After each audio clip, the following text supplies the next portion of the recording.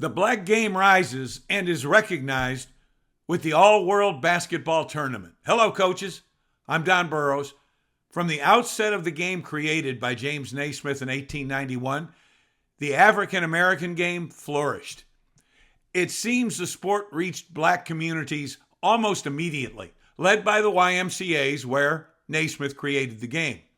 YMCAs in the Northeast, Harlem, Brooklyn, Philadelphia, Chicago, Washington, D.C., and Northampton, Massachusetts. Although segregated-wise, it encouraged black basketball. The societal barriers of the early 20th century prohibits integrated teams. And black teams are not allowed in the pro leagues, which at the time were weak, struggling leagues trying to stay afloat. However, society had evolved far enough to allow black teams to form and play against all-white teams. Now, you could not be a mixed team, but an all-black team could barnstorm, travel for games versus an all-white team. Still, there's no unified national championship or title game, no winner-take-all March Madness type of thing. Here's what's happening. The white teams play in fledgling pro leagues that are chaotic, as new leagues always are. The National Basketball League, the NBL, is the first in 1899, headquartered in Philadelphia, with teams also in New York, New Jersey, and Delaware. The NBL gives it a run, but by 1904, there are only 3 teams remaining, so it folds after 6 seasons. There are several NBL iterations through the 20th century, which we'll talk about later in this program. There are 2 pro Massachusetts League, probably because of Naismith inventing the game in that state. And there are many more pro leagues that give it a run, but none are national. They are regional at best, mainly in the East, sometimes just statewide. League presidents are listed, but that's it for the front office, which is usually where overall organization like scheduling occurs.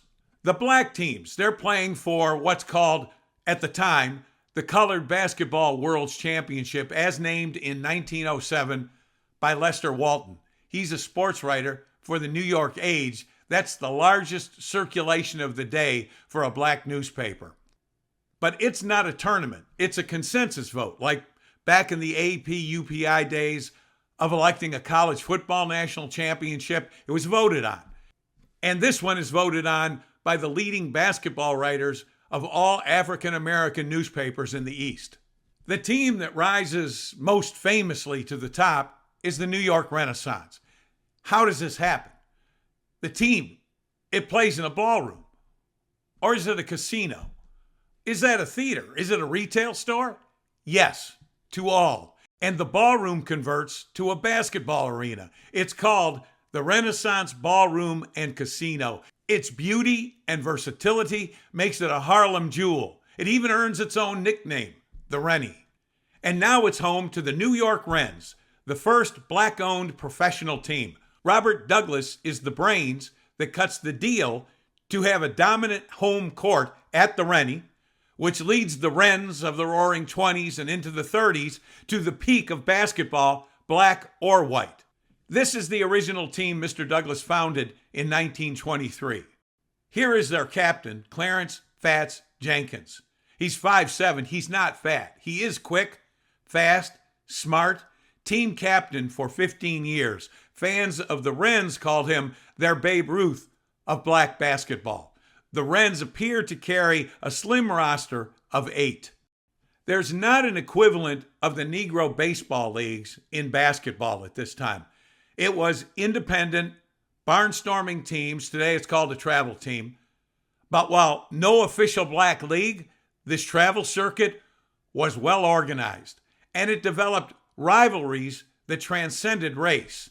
The Wrens host, and they travel, and they beat all comers, including the best white pro teams like the New York Original Celtics, Philadelphia, Indianapolis. They're all from the NBL.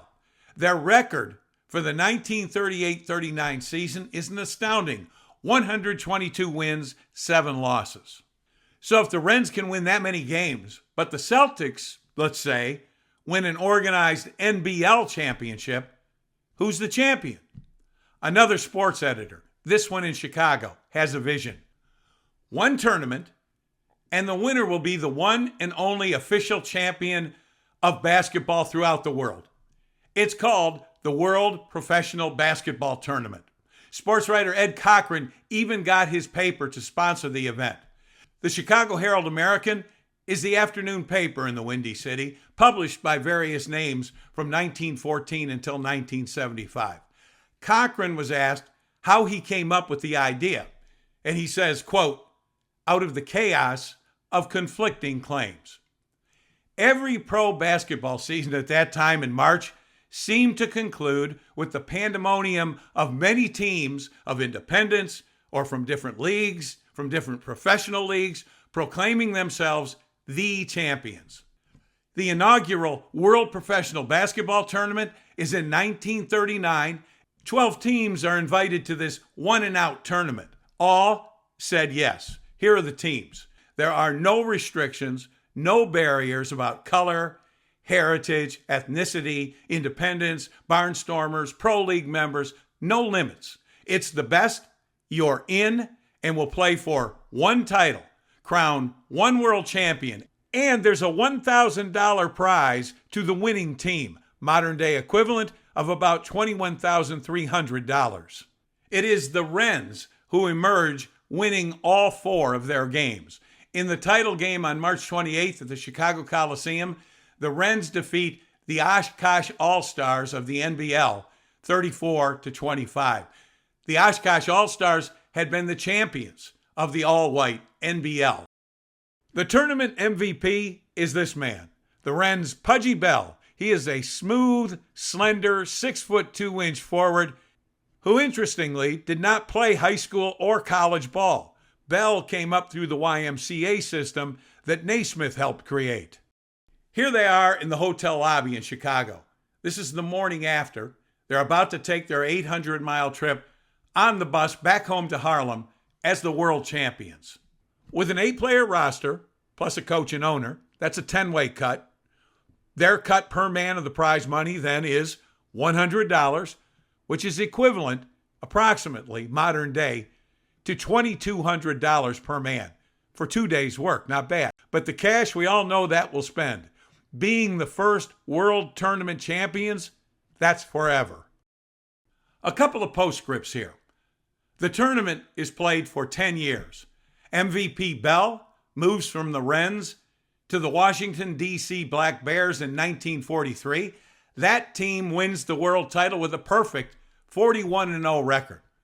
The Oshkosh All-Stars, they are finalists 5 times, win only once. The Fort Wayne Zollner Pistons, who will become the Detroit Pistons later, win 3 consecutive titles. The tournament ends in 1948 because the Basketball Association of America, the BAA, refuses an invite. It was busy, renaming itself the NBA in 1949. And about the Wrens, they helped the NBL out in 1949. Here's what happens.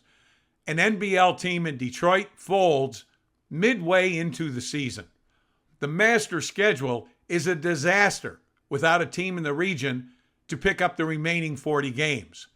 So the New York Wrens become the Dayton, Ohio Wrens. They inherit a 2-17 record, but in their 40 games, they are tough, respectable, reliable competition, but most of all, they save the overall schedule. Still, they cannot save the NBL. It folds at the end of the 1949 season, its third and final run of the 20th century. The BAA becomes the ruler of the basketball universe as the NBA. That's a journey we explored in a couple of earlier episodes, including part 2 of From the Incorrigibles to the NBA and Celtics 18 titles, Lakers 17 titles. Next post coming soon. Please subscribe. It's free for you and it helps me. This is The Coach's Road, where basketball coaches travel, along with passionate hoop enthusiasts. Don Burrows, over and out.